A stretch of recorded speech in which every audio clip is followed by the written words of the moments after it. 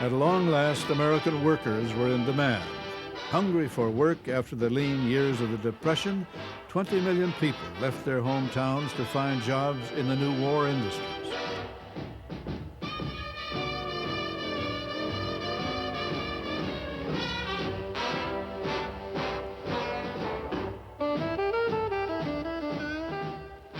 A full 15% of the population just picked up and moved, mostly to communities that were ill-prepared to absorb them.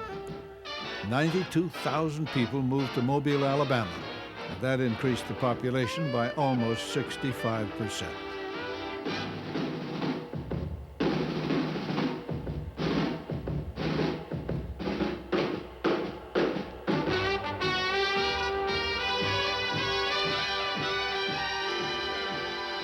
The crush of new people overwhelmed most wartime boom towns.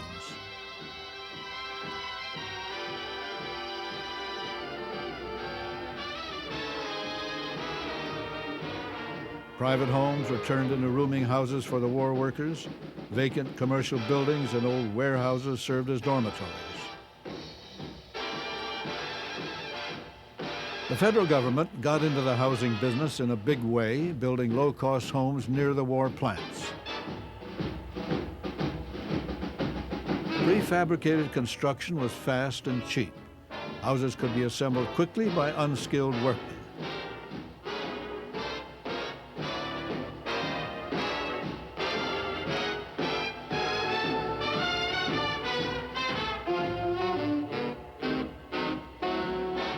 The government built row upon row of prefab houses.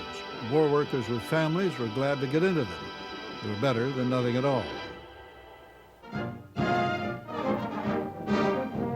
At one of the famous Henry Kaiser shipyards, the Brockmiller family have established an amazing record in the annals of shipbuilding. Headed by the father, every one of the family's 15 adults, including the girls, is helping build America's Liberty ships. On payday, each member of the family invests part of his wages in government war bonds. Father Brockmiller brought his big family of children and grandchildren here to work nearly a year ago, and they've certainly made good on the job. Mother's role is in the kitchen. Cooking and serving food for 29 hungry Brockmillers is a job in itself.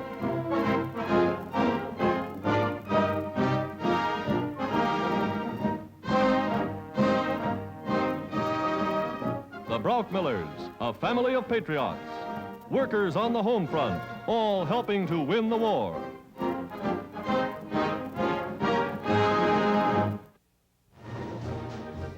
Henry Kaiser figured out how to build ships the way other people built prefabricated houses. Putting ships together fast made Kaiser a national celebrity and industrial star. President Roosevelt went out of his way to cultivate big businessmen like Kaiser. They knew how to get the job done. Kaiser did not build ships the traditional way, from the keel up. Large sections were built elsewhere, brought to the main yards by truck or barge, and swung into place. His prefabricated cargo ships and small aircraft carriers were assembled in record-breaking time. I can say to you that we are getting ahead of our enemies in the battle of production.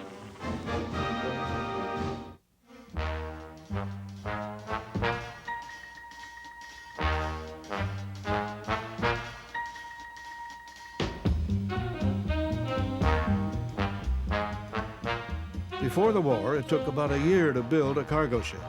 Kaiser, with his prefab techniques, cut that down to 56 days.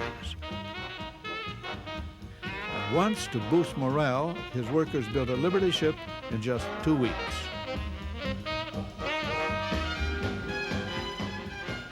A new cargo ship was launched by someone, somewhere in America, every 4 hours. This sort of innovation and production was possible because the government, not the corporations, assumed most of the financial risk. The government agreed to pay whatever it cost to build a ship or plane or tank, plus a fixed fee or guaranteed profit. This cost-plus arrangement was no secret, but American advertising and propaganda emphasized patriotism and production. Profits were rarely mentioned. American industry's wartime mission was to outproduce the enemy, to ship overwhelming amounts of arms and ammunition to the war zones. The problem, especially in the Atlantic, was submarines. American strategy was simple: build more cargo ships than the enemy submarines could possibly sink. It worked.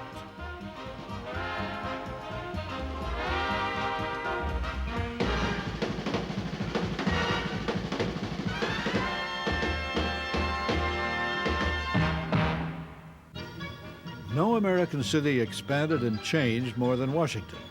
1 million people worked for the government at the start of the war and almost 4 million at the end. But something more profound was happening, something beyond the expansion of the federal bureaucracy. President Roosevelt had recruited big business executives to manage the war effort and speed up war production. The military brass knew what was needed to win the war. The big industrialists knew how to supply it. The War Department and the Navy Department began dealing directly and decisively with the nation's major corporations.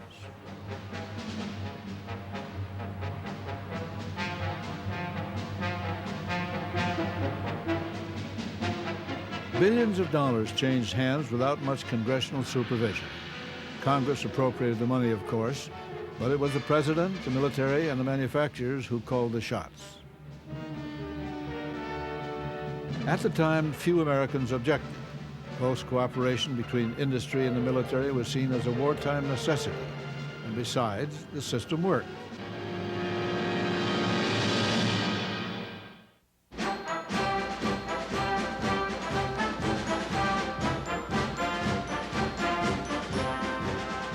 In 1943, the newsreels covered what they called the world's biggest parade up Fifth Avenue in New York City.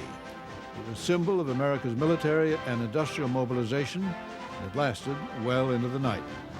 Before the war was over, 31 million men between the ages of 18 and 44 would register for the draft without protest, and 15 million American men and women would serve on active duty. It was truly astounding what Americans produced during World War II. 400,000 artillery pieces, 4 million tons of artillery shells, 100,000 tanks, 15 million rifles and machine guns, and 40 billion bullets, 87,000 warships, 300,000 airplanes, and more than 2 million trucks. A tremendous national achievement.